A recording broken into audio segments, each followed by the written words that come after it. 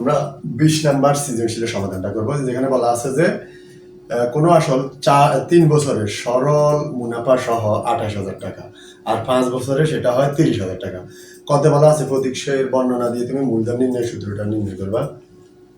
ওকে, তো মূলধন নির্ণয় সূত্র যদি আমরা এখানে করি, আমরা এখানে লিখবো যে এখানে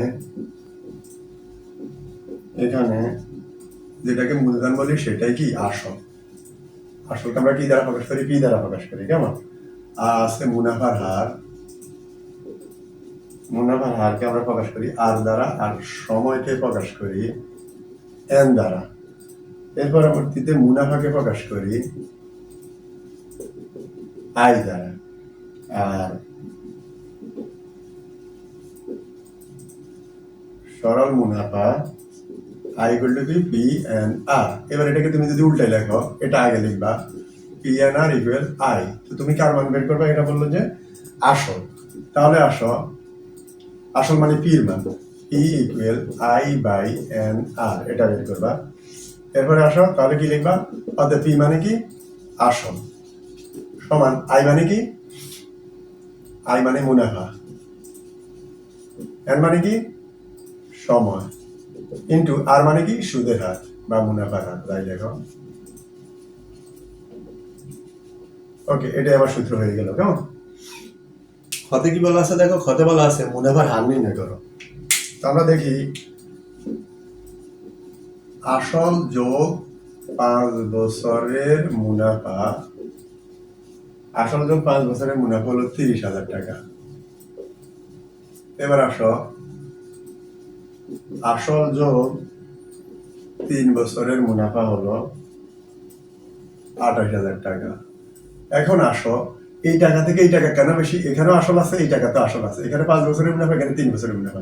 তার মানে এখান থেকে এখানে 2 বছরের মুনাফা বেশি। আসল থেকে আসল বাদ দাও, আর থাকে 2 বছরের মুনাফা। কয় টাকা? 2,000 টাকা।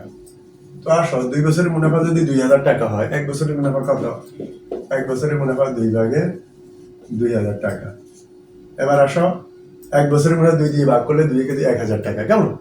1 বছরের মুনাফা 1,000 টাকা। এখন তুমি এখানে চিন্তা করো, তুমি যদি এই 5 বছরের মুনাফা বের করো, তাহলে 5,000 টাকা হবে।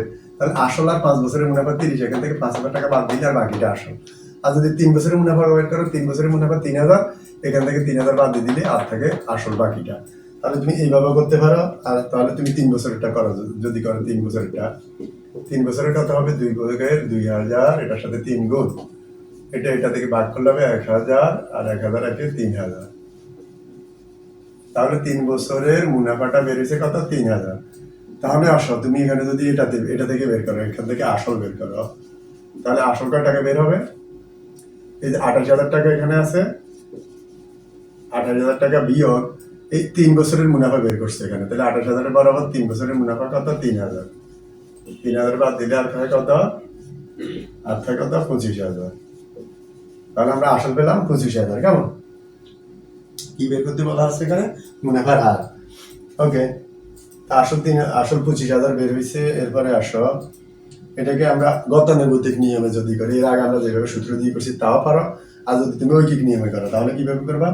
এই যে 25,000, আমরা গত পর্বগুলোতে, অর্থাৎ গত ক্লাস আমরা এই নিয়মের অঙ্ক কিন্তু করছি অন্যভাবে, তবে এখানে তাহলে একটু ব্যতিক্রম করি। তাহলে লিখবো 25,000 টাকা কয় বছরের? এই যে 25,000 টাকা কয় বছর? 3 বছরের।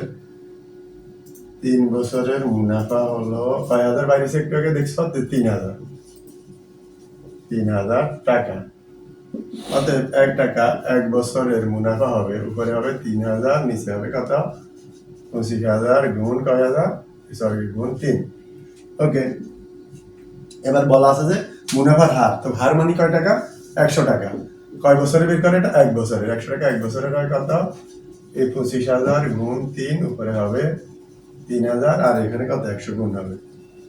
কি করবা? এই 3,000 এর সাথে 100 গুণ করে যে রেজাল্ট, আর নিচে 25 সাথে 3 গুণ করে যে রেজাল্ট, নিচে রাখবে, এটা উপরে রাখবে, এটা দিয়ে এটাকে ভাগ করবে। এটা দিয়ে এটাকে ভাগ করলে হবে 60 টাকা। তো ফাইনালি লিখবা যে মুনাফার হার 4 টাকা, না এখানে লিখবা পার্সেন্ট, 4%। ওকে, দেখো গতে কি বলা আছে? গতে বলা আছে একই হারে, একটু আগে আমরা যে মুনাফার হারটা বের করছি, একই হারে ব্যাংকে কত টাকা জমা রাখলে, মানে ব্যাংকে তুমি কিছু টাকা জমা রাখবা, 5 বছর পরে মুনাফা আসলে 48,000 টাকা হবে। ওকে, তার মানে এই মুনাফার হারটা ঠিক থাকবে। তো আমরা এটাকে লিখতে পারি যে